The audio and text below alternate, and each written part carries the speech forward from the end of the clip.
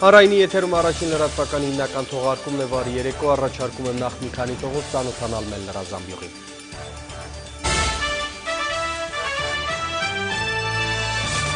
Հակառակորդին տրվող պատասխանի առումով չկա համաչափության այնպիսի աստիճան, որը կարող է սփոփել մեր վիշտը։ Խոսելով վերջին օրերին տեղի ունեցած սահմանային միջադեպերի եւ մեր բանակի կորուստների մասին հանրապետության նախագահը նաեւ հայտարարել է, որ բանակը ստացել է խիստ հրահանգ, ցուցաբերել զսպվածություն եւ զգոնություն, միաժամանակ կանխել եւ պատժել հակառակորդի ցանկացած սադրանք։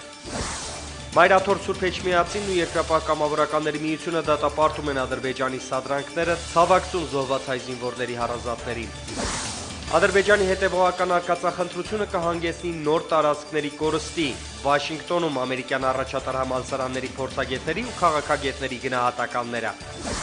Բարձրագույն տեխնոլոգիաներ, թեթև արդյունաբերություն, գյուղատնտեսություն եւ էլեկտրատեխնիկա։ Նախագահ Սերժ Սարգսյանը ճապոնացի գործարարներին հրավիրել է Հայաստան ներդրումներ կատարելու։ Երկրի ղեկավարի Ճապոնիա պաշտոնական այցի 3-րդ օրը։ Ինչպես բարելավել երկրներում գլոբալիզացիոն եւ ներդրումային մթնոլորտը։ 25 երկրի 140 իրավաբանի մասնակցությամբ Երևանում մեկնարկել է ԱՊՀ երկրների իրավաբանների միջազգային համաժողովը։ Պայթյուն Մարիաննա կաթնամթերքի գործարանում ձեռնարկությունը տեխնիկական փորձաքննություններ անցել ընդամենը 10 օր առաջ։ Եվ այսպես հանրապետության նախագահն ավարտել է Ճապոնիա երրորդյա այցը Տոկիոյում Սերժ Սարգսյանի պաշտոնական այցի 3-րդ օրվա օրակարգը հագեցած էր։ Հանդիպումներ Ճապոնիայի Միկադոյի տնտեսական, քաղաքական ու կրթական մարմինների բարձրաստիճան ներկայացուցիչների հետ։ Նախագահը հրավիրել է Ճապոնիայի գործարարներին ներդրումներ կատարել հայաստանյան տնտեսության տարբեր բնագավառներում՝ էլեկտրատեխնիկա, բարձր տեխնոլոգիաներ, քիմիական արդյունաբերություն, գյուղատնտեսություն, մեքենաշինություն եւ թեթև արդյունաբերություն։ Մեր երկրի նախագահային ջերմորեն ընդունել են նաև Սոկայի համալսարանում, նրան հանձնել են պատվավոր դոկտորի կոչում եւ երաժշտական անակնկալ մատուցել։ Գրեթե անթերի հայերենով ճապոնացիները երգել են Էրեբունի Երևանը։ Սոկայի համալսարանում Հայաստանի նախագահի մասնակցությամբ միջոցառման մասին մեր կիրակտորյա թողարկմանի, իսկ առայժմ Ծագող արևի երկրից Գևորգ Ալթունյանի վերջին տեսանյութը։ Նախագահ Սարգսյանի Ճապոնիա պաշտոնական այցի 3-րդ օրը մեկնարկեց տնտեսական օրակարգով։ Երկրի ղեկավարը հանդիպեց ճապոնացի գործարարների հետ։ Հայաստանն ու Ճապոնիան ակնհայտորեն կարող են լուրջ համագործակցություն ծավալել տնտեսության ամենատարբեր ոլորտներում, եւ նմանատիպ հանդիպումները կոչված են ընդհանուր եզրեր գտնել Հայաստանի եւ ճապոնական բիզնեսի միջեւ։ Քիչ ավելի ուշ նախատեսված էր նախագահ Սարգսյանի հանդիպումը Ճապոնիայի կայսր Ակիհիտոյի հետ։ Ճապոնիայի ամբողջ հմայքը հասկանալու համար պետք է լինել այսպիսի մի որևէ վայրում։ Ինչու՞։ Իմ մեջ կետևում դուք այժմ տեսնում եք Տոկիոյի գերժամանակակից երկնաքերերը եւ գերժամանակակից շինությունները, բայց ամբողջ հմայքը կայանում է նրանում, որ այստեղից ընդամենը մի քանի 100 մետր հեռավորության վրա գտնվում է Ճապոնիայի ամենաավանդական եւ ամենապաշտելի վայրերից մեկը կայսերական պալատը։ Մուտքն այնտեղ բավականին խիստ սահմանափակումներ ունի, մասնավորապես սև գույնի կոստյում եւ կաշվե կոշիկներ։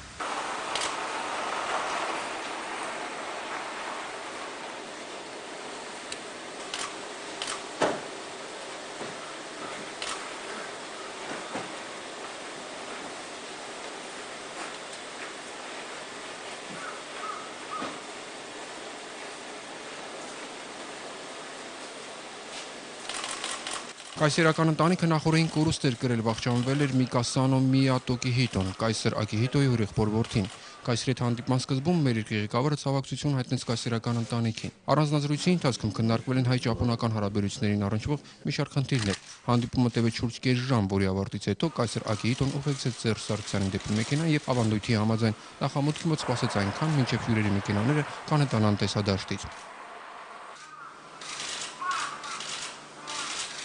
Արդեն երեկոյան մեր երկրի ղեկավարի հանդիպումն էր Ճապոնիայի խորհրդարանային փոխխոսնակի հետ։ Հանդիպման օրակարգում հայ-ճապոնական փոխհարաբերությունների հետ կապված ամենատարբեր խնդիրներ էին։ Նախագահ Սարգսյանի Ճապոնիա պաշտոնական այցի օրակարգն այսքանով ավարտվեց եւ հայկական պատվիրակությունը ուշ երեկոյան Տոկիոյից մեկնեց Վիետնամ։ Գևորգ Ալթունյան, Արման Ղարիբյան, Առաջին լրատվական, Տոկիո։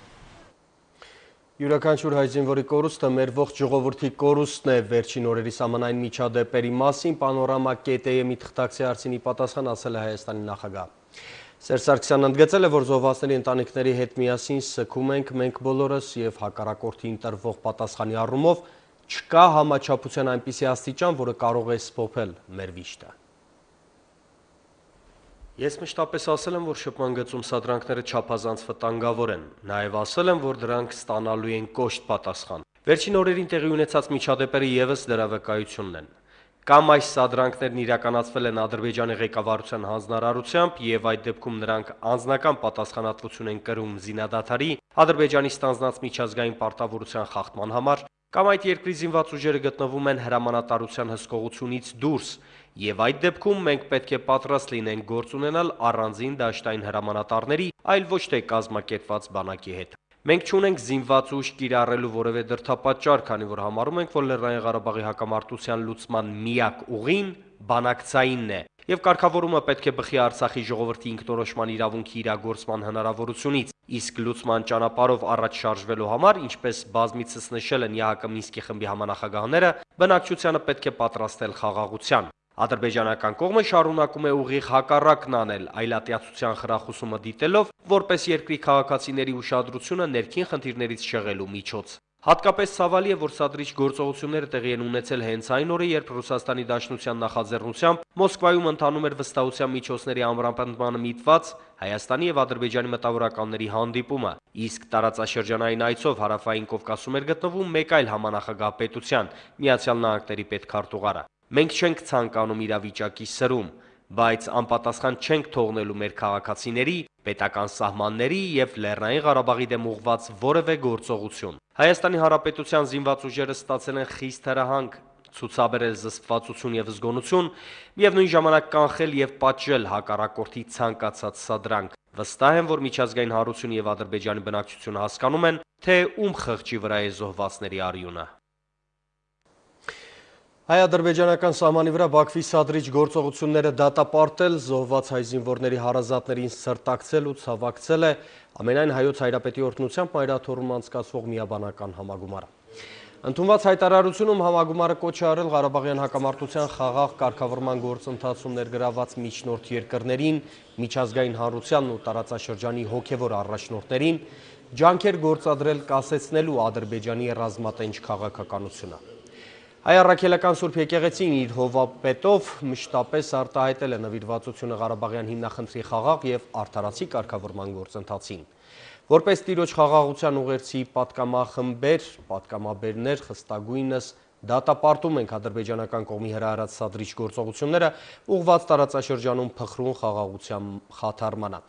Միասնական մեր աղոթքն ենք վերառաքում առաստված վիրավոր զինծառայողների շուտափույթ ապաքինման եւ հայրենի եզերքներում խաղաղ ու անվրդով կյանքի համար, ասված է միաբանական համագումարի ընդունած հայտարարությունում։ Վերջին օրերի սահմանային միջադեպերի կապակցությամբ հայտարարություն է տարածել Երկրապահ կամավորականների միության նախագահ Մանվել Գրիգորյանը։ Իր եւ միության անունից նա ցավակցել է զոհվածների հարազատներին, նրանց հերոս մայրերին, մարտական ընկերներին, անմիջական հրամանատարներին, պաշտպանության նախարարին, զինված ուժերի գերագույն գլխավոր հրամանատարին եւ ամբողջ հայ ժողովրդին։ Գեներալ լեյտենանտ Գրիգորյանը վստահություն է հայտնել, որ հակառակորդի այդ սադրանքները նպատակին չեն ծառայելու։ Առավել ևս հնարավոր չէ ահաբեկել, վախեցնել հայ ազգին, հայ զինվորին։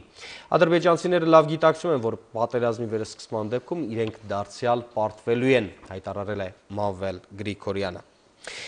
Եթե Բաքվում պատերազմը փորձի տեղափոխել Հայաստանի տարածք, կբախվի երկու դաժան փաստի։ Նախ գործ կունենա ՀԱՊԿ-ի հետ, հայերն էլ կընդլայնեն Արցախի ազատագրված տարածքները։ Վաշինգտոնի ամենաառաջատար վերլուծական կենտրոնների մասնագետները համարում են, որ Ադրբեջանի սադրիչ գործողությունները չեն կարող հանգեցնել Ղարաբաղյան հակամարտության կարգավորմանը։ Այստեղ կա մի շարք առաջնահերթություններ, որոնք ադրբեջանցիները ցավոք չեն հասկանում։ Մինչև ատամները զինվելը դեռևս չի նշանակում հաղթական ելք ապահովել պատերազմում։ Հակամարտության կարգավորմանն էլ Անկարայի միջնորդությունը պարզապես բացառված է, որովհետև Թուրքիան աջակցում ու զինում է Ադրբեջանին եւ փակ պահում Հայաստանի հետ սահմանը։ Ճշմարտությունն ասելու եւ իր դիվանագիտական խիզախ կեցվածքի համար վաղաժամկետ ետ կանչված դեսպան Ջոն Էվանսը այս հարցում ունի իր ուրույն մոտեցումը։ Նա խոսել է Արցախի ժողովրդի ինքնորոշման իրավունքի իրացման անխուսափելիության եւ հայոց ցեղասպանության միջազգային ճանաչման միջև եղած կապի մասին։ Հայկարամ Նահապետյանի ռեպորտաժը Ամերիկյան մայրաքաղաքից։ Ժամանակին, երբ Արցախին առաջարկվել է Ալանդյան կղզիների կարգավորման մոդելը, այս կղզիները բարձր ինքնավարություն ունեն Ֆինլանդիայի կազմում, Արցախի ղեկավարությունը հումորով պատասխանել է. մենք եւս համաձայն ենք, եթե ինքնավարությունը լինի Ֆինլանդիայի ու ոչ թե Ադրբեջանի կազմում։ Ղարաբաղյան հակամարտության կարգավորումը շատ ավելի խորքային է, քան զուտ իրավական խնդիրը, այն ներառում է պատմական եւ ազգային ինքնության լուրջ բաղադրիչներ, շարունակում է Սևայգի գրքի հեղինակ Թոմ Դևալը։ Պատմական կոնտեքստում էր նաեւ դեսպան Ջոն Էվանսի հարցը։ Այո, պետք է պատմությանը նայենք եւ 1915 թվականն այստեղ առանցքային դեր ունի, նամանավանդ որ Ադրբեջանը նույնպես ցավոք աջակցում է Թուրքիային այս հարցում։ Մոտենում է 100-ամյակը եւ որքան էլ դժվար է, արդյոք ժամանակը չէ, որ ցեղասպանության հարցի հանդեպ նորովի մոտեցում լինի։ Այո, բայց պատասխանում է Ջորջթաունի համալսարանից պրոֆեսոր Չարլզ Քինգը, բայց վերաբերում է այն զգուշավոր լավատեսությանը, որ Քինգն ունի կապված վերջին տարիներին Թուրքիայում թեմայի համեմատաբար ազատ քննարկման հետ։ Եղեռնի մասին գրքեր են տպվում, թուրք իրավապաշտպանները կատարվածը բնութագրում են ցեղասպանություն, երբեմն նրանք ավելի ազատ են խոսում հայոց ցեղասպանության մասին, քան ամերիկյան կառավարությունը, յուրովի նկատառումով է հանդես գալիս Քինգը։ Այլ հարց է, որ Թուրքիայի կառավարությունը հետ քայլ չի անում մերջողականության 100-ամյա ճանապարհից, այս բոլորն իհարկե ազդում է Հարավկովկասյան միջավայրի վրա։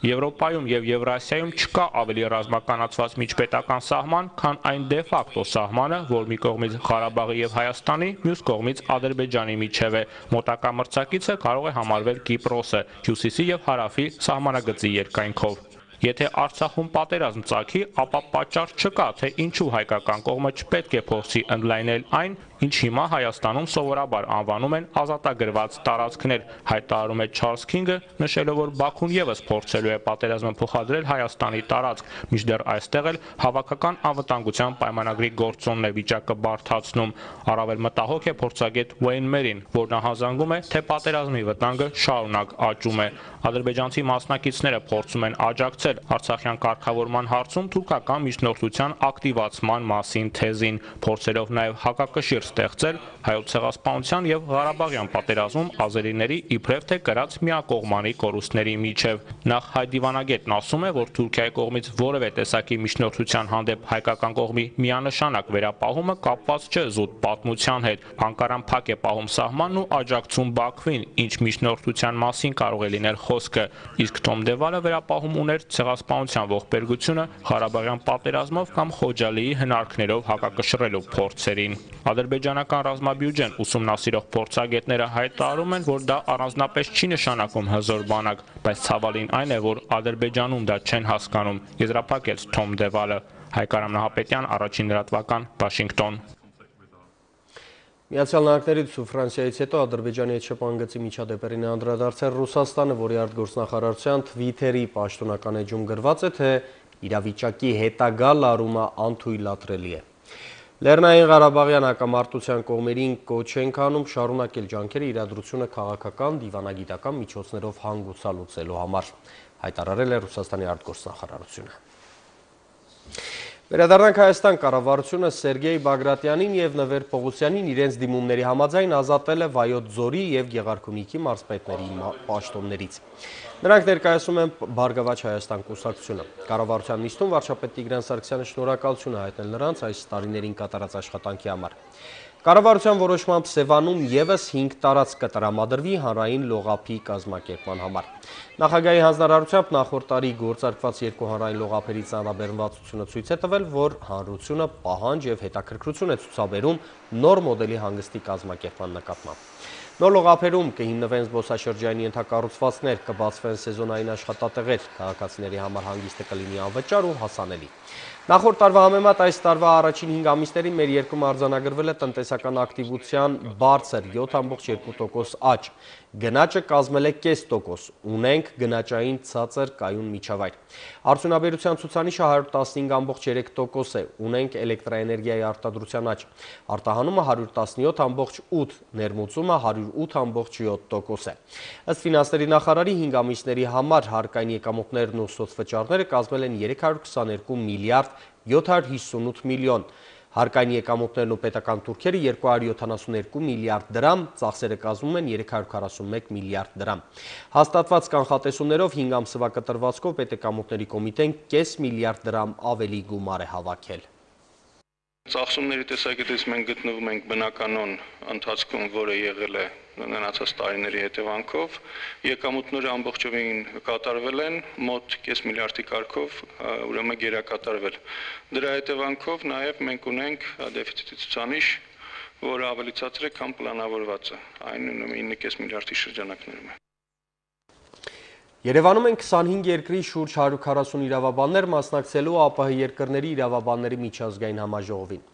Օրենքի մասնագետները փորձելու են պարզել, թե ինչպես է իրավաբանական հանրությունն արձագանքում համաշխարհայնացման ընթացող գործընթացներին, ինչպես հարմարվել նոր պայմաններին և բարելավել ներդրումային միջավայրը։ Հեղինակավոր ընկերությունների ղեկավարներին ու մասնագետներին ողջունել է նաև վարչապետը։ Տիգրան Սարգսյանն նշել է, որ իրավաբանների գործունեության հուսալիությունը մեծապես կախված է ներդրողների հետ ստեղծված կապերի որակից և ամրությունից։ Գտնվելով սեփական երկրում և ունենալով բիզնես շահեր մեկ ուրիշում, պարտադիր չէ հասնել այնտեղ ԱՊՀ երկրների միջազգային իրավաբանական ընկերությունների բազան հնարավորություն է տալիս ընտրել այնտեղ գրանցված իրավական խորհրդատվություն մատուցող կազմակերպություններից մեկը, որն էլ կներկայացնի տվյալ գործարարի շահերն այդ երկրում։ Մի շարք մեծ միջազգային կազմակերպություններ, ովքեր տարբեր երկրներում ունեն հաճախորդներ կամ մատուցում են ծառայություններ, հնարավորություն չունեն կամ տնտեսապես ձեռնտու չի ամեն երկրում բացել իրենց գրասենյակը։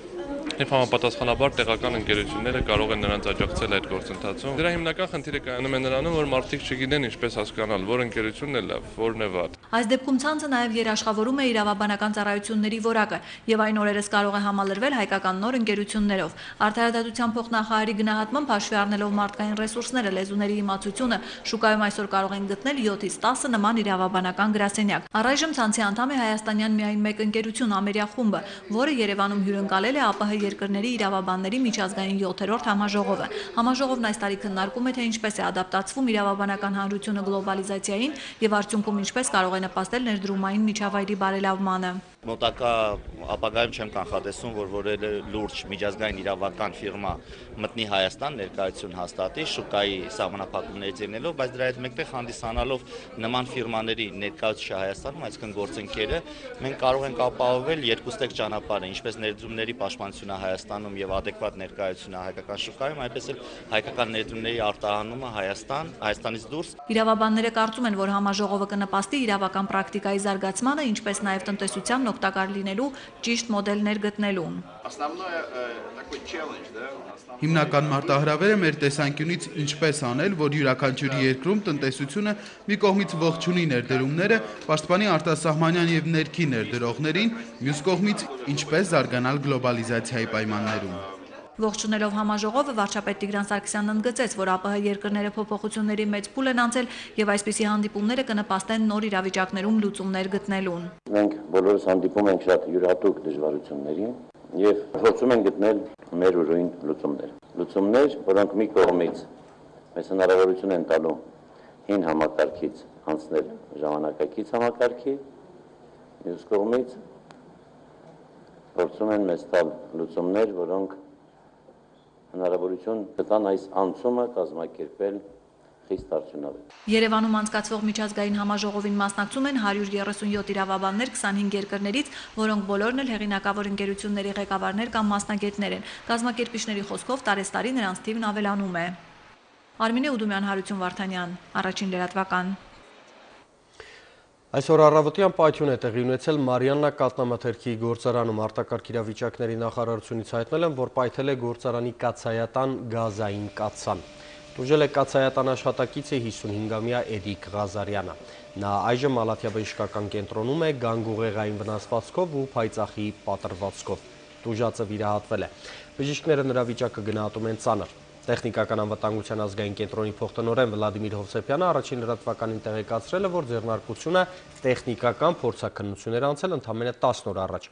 Փորձաքննություն իրականացրել է ԴԱՄ-ի լիցենզավորված ընկերությունը եւ տվել դրական եզրակացություն, ինչից հաշված օրեր անցել պայթել է կաթսան։ Իրականացվում է քննություն։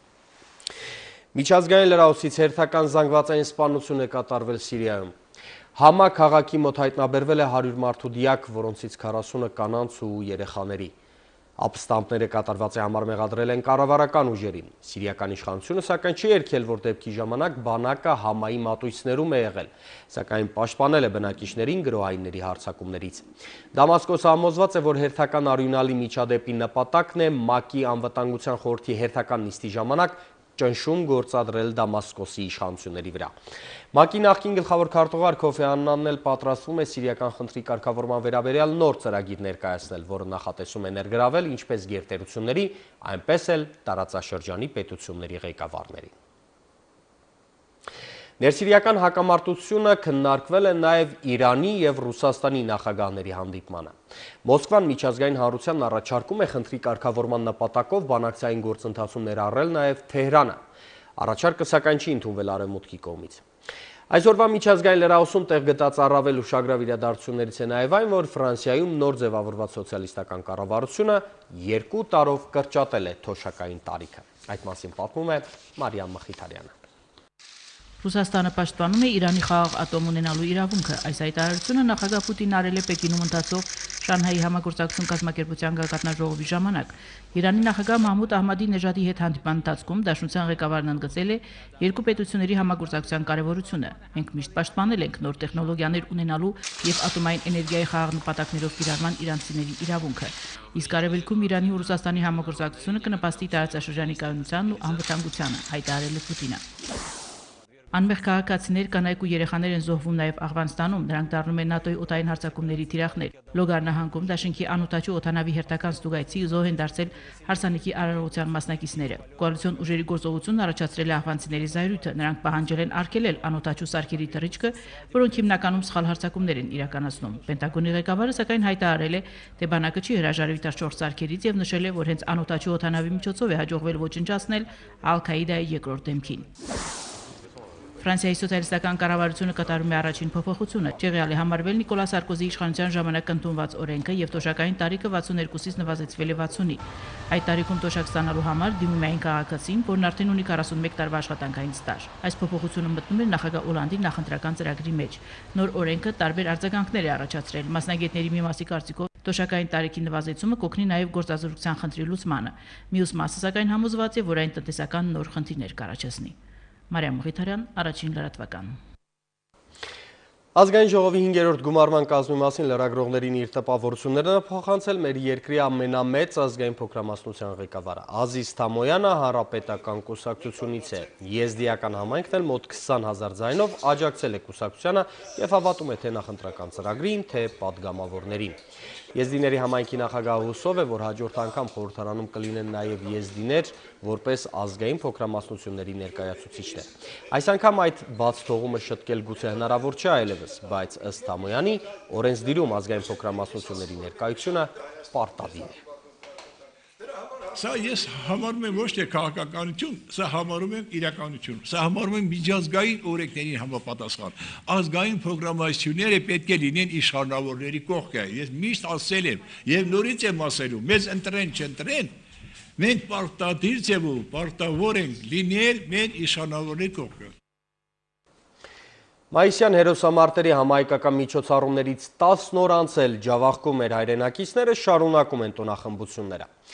Սադխա գյուղում, որտեղ 94 տարի առաջ հայերը կռվելու արվեստի անմոռանալի դաս տվեցին թուրքերին, օրերս կայացել է մեծ միջոցառում։ Գյուղի բնակիչները երկու պարով են հիշատակել նախնիների հերոսական ուղին, կազմակերպել ձիարշավ, խաղացել շախմատ։ Միջոցառմանը մասնակցել է նաև Վրաստանի խորհրդարանի խոսնակը։ Աննա Մարտիկյան տեսանյութը ջավախքից։ Նինոց Մինդայի շրջանի Սադխա գյուղին հավասարաչափ հեռավորություն է բաժանում Հայաստանի եւ Վրաստանի մայրաքաղաքներից եւ երկու պետություններում էլ սադխացիներին ճանաչում են որպես քաջարի մարտիկների, ովքեր հիշատակվում են պատմական գիտությունների թեկնածու Սադխացի Արտյուշ Սանոսյանի 92-ին հրատարակված Ախալցխայի եւ Ախալքալակի 1918-ի ինքնապաշտպանությունը գրքում։ Նրանք եկան հանդիպեցին Սադխա գյուղի պաշտպաններին, որոնք 500 հոգի էին եւ կարողացան թուրքական դիվիզիայի զորամասերին կասեցնել։ Փոքրաթիվ ուժերով, բայց եւ բարձր մարտական ոգով բնակիչները հակառակորդի բանակին մի լավ դաս ու հետդարձի ճամփան ցույց տվին։ Սատղացի հերոս պաշտպաններից յուրաքանչյուր 5-ից 4-ը զոհվեց, արյամբ գրելով հերոսամարտի իրենց էջը, ինչն արժևորվում ու նորովի է ներկայացվում խորհրդային միության փլուզումից հետո միայն։ Մայիսյան հաղթանակները սրանք ոչ միայն Հայաստանի տարածքին է վերաբերվում, այլ նաև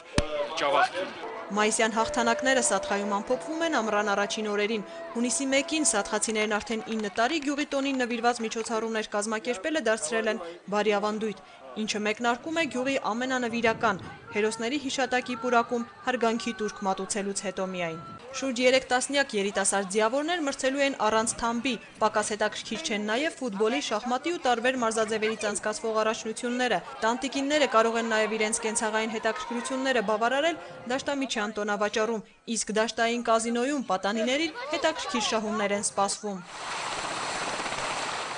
Չնայած զբաղվածությանը, գյուղի տոնին հերոս սատղացիներին անձամբ շնորհավորելու, ինչպես եւ վրացական իշխանություններից ողջույններ հաղորդելու շտապել էր Վրաստանի խորհրդարանի նախագահ Դավիթ Բաքրաձեն։ Որովհետեւ ես սիրում եմ Վրաստանի այս հատվածը, այստեղ ապրող ժողովրդին։ 5000-ից ավելի բնակչություն ունեցող Սատղայում հետաքրքիր ավանդույթներ ու ավանդազրույցներ են պահպանվել, որոնք բնակիչների պապերը բերել են պատմական Հայաստանից։ Սոկյութլուն ընդամենը 14 կիլոմետր է Էրզրումից հարավ-արևելք։ Նմանատիպ աղբյուր երկու հատ կային, մենք բերել ենք այս մեկը, ոնց որ այնտեղ կար, նկարել բերել ենք եւ այդպես էլ կառուցել ենք տվել։ Սատղացիների համար անգնահատելի արժեք է այն ամենն, ինչ հիշեցումն է իրենց պատմական անցյալի։ Պատմական Հայաստանում բխող աղբյուրի նման օրինակից բացի, ավագ սերնդի սատղացիները երիտասարդներին են փոխանցում պապերի հերոսական ոգին, նպաստելով հայ-վրացական հարաբերությունների ու ժողովրդական դիվանագիտության խորացմանը։ Աննա Մարտիկյան, Սամվել Վարդանյան, Առաջին լրատվական, Ջավախք։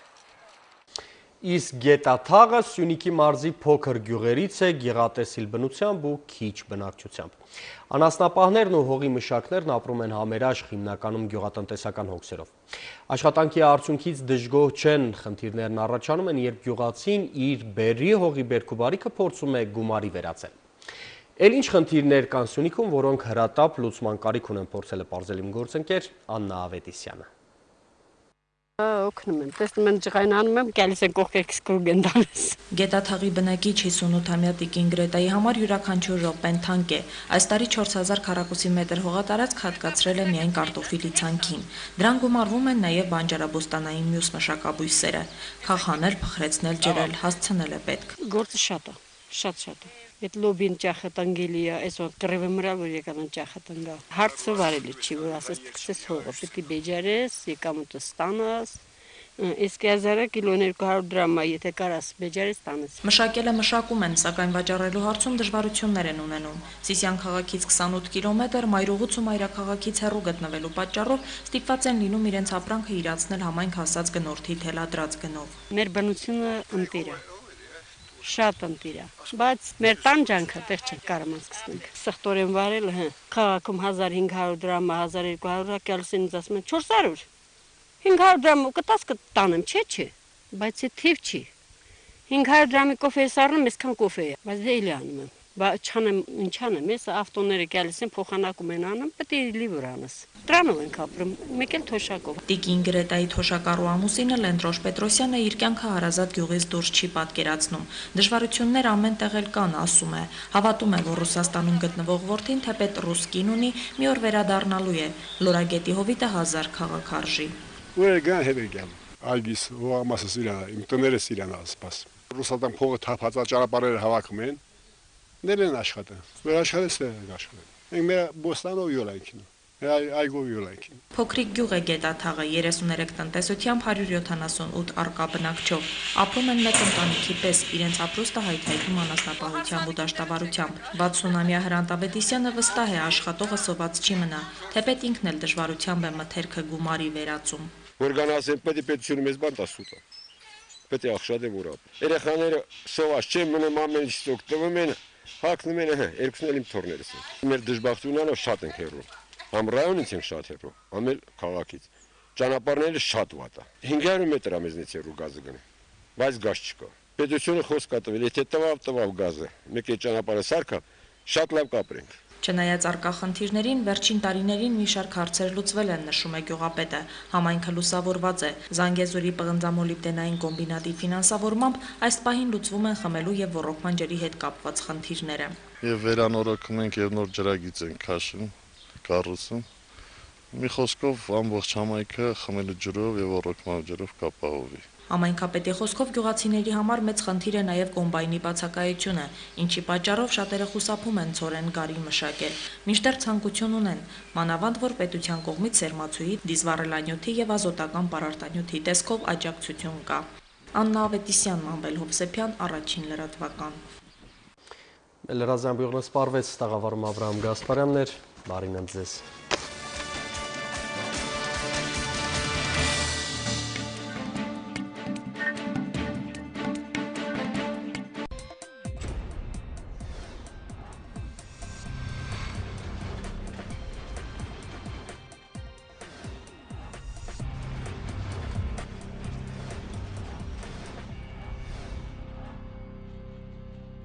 Բարի երեկո։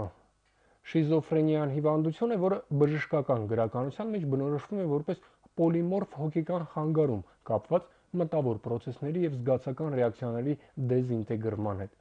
Շիզոֆրենիկ խանգարումները հիմնականում բնութագրվում են մտածողության եւ ընկալման հիմնարար խանգարումներով, իսկ առավել հաճախակի դրսևորվում են լսողական հալյուցինացիաներով, պարանոիդալ կամ ֆանտաստիկ զառանցանքով եւ այլն։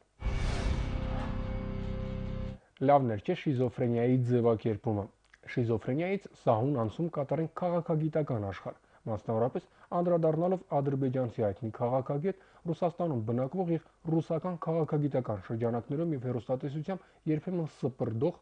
ոչ ավել ոչ պակաս, Ռուսաստանի իսլամական կոմիտեի նախագահ Հեյդար Ջեմալին։ Սույն գազան քաղաքագետը իհարկե նոր չէ, որ պետք է հայտնի դառնա իր հակահայկական տրամադրվածությամբ։ Միշտ նույն զիբիլն է եղել։ Ուղղակի գարշահոտությունն է ժամանակի ընթացքում միայն ավելանում եւ ինչ որ պահի այն աստիճան հասնում, որ ուղղակի անտանելի է դառնում։ Հիմա հենց այդ պահն է։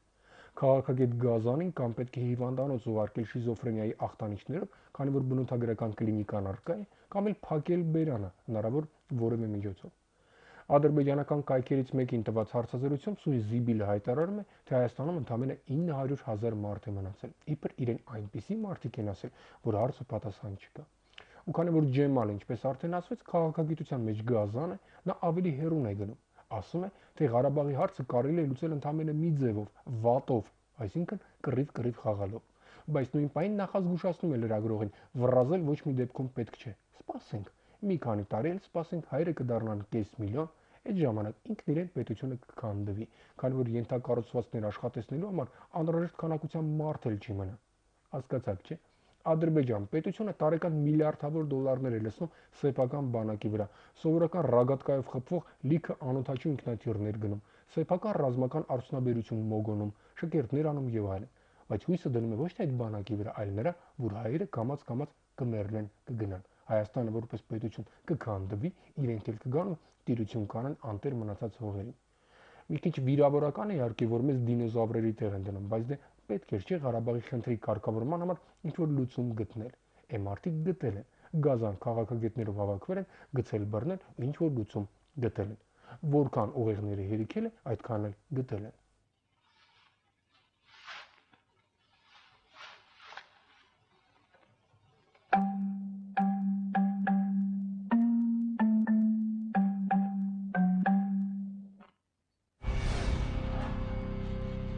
Բայց այն, որ մեզ հայերիս, որ վաղուց արդեն մասնակցել ենք մեզ հասակակի ժողովուրդներից շատերի թաղման արարողությանը եւ այդուհանդերձ մի 100 այդքան թաղումների էլ հաստատ դեռ կարող ենք մասնակցել, դինոզավրի տեղ են դեր ջանդամը։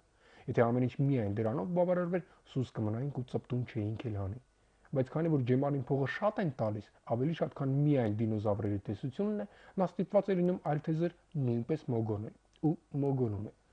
Մասնավորապես մարդը պնդում է, թե Կապանը երբեք հայկական չի եղել, որ նույնիսկ խորհրդային միության տարիներին այդ քաղաքը Ադրբեջանի կազմում է եղել։ Մեր Կապանը Ադրբեջանի կազմում, այն էլ խորհրդային միության ժամանակ։ Երբ առաջին անգամ կարդացի այդ նախադասությունը, ստիպված երկրորդ անգամ էլ կարդացի։ Ամեն ինչ ճիշտ էր։ Ջեմալը հենց այդպես էլ ասել էր։ Ստիպված երրորդ անգամ էլ կարդացի, տարբերություն չկա։ Ու հասկացա, որ շիզոֆրենիայի բարդության առումով կապանի Ադրբեջանի պատմական տարածք լինելու թեզի համեմատ հայերի ընդամենը 900 միլիոն լինելու թեզը դեռ փառք էր։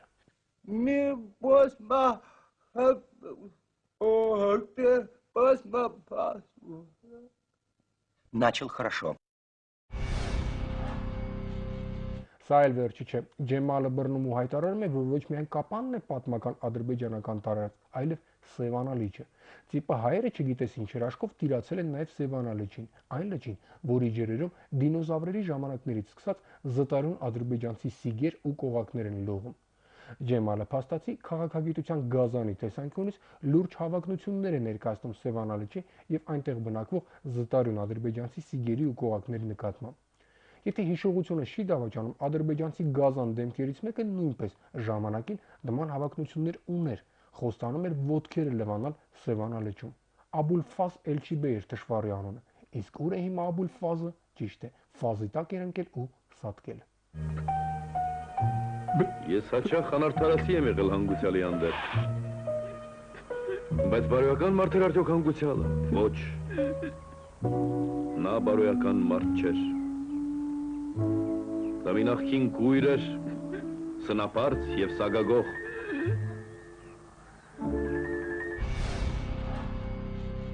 ու իմ այս անկեղծորեն ուզում եմ հասկանալ, ինչու համար է այս ամբողջ զառանցանքը, ինչ իմաստ ունի, ինչ հարց է լուծում ամբողջ այս շիզոֆրենիան։ Ի վերջո, Ջեմալն էլ գիտե, որ հայերը ոչ միայն 900,000 չեն, այլ ավելի քան 10 միլիոն են, որ ոչ միայն Կապանն ու Սևան, այլև Ղարաբաղը, Նախիջևանը ու նույնիսկ Բաքուն երբեք ադրբեջանական չեն եղել։ Չնայած միգուցե մարդն իսկապես էլ հիվանդ է, ամենայն դեպս առողջ, բանական մարդը նման բան երբեք չէր ասի, նշանակում է խնդիր կա, իսկ եթե խնդիր կա, պետք է ըմբռնումով մոտենալ։